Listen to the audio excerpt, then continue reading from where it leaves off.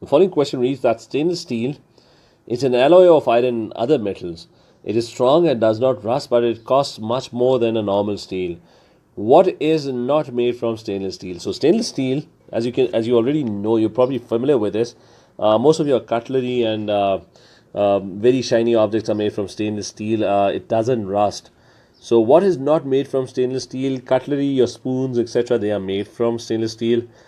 So what do you not make from stainless steel? Pipes in a chemical factory, you don't want those pipes to rust or react. So you don't want, it does not rust, it doesn't react. So you don't want pipes in a chemical factory to rust or react. So you're going to make them with stainless steel. Saucepans, your food containers, because you're heating them and you're cooking food in them, you don't want it to react or burn or rust. So what is not made? Railway lines are not made using stainless steel. They're made from steel, not stainless steel. And the reason why railway lines are not made from stainless steel is it's the number one is cost.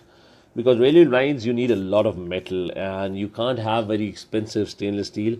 Although it would be preferred, if in an ideal world you would be making railway lines out of stainless steel, you don't want railway lines to rust as well.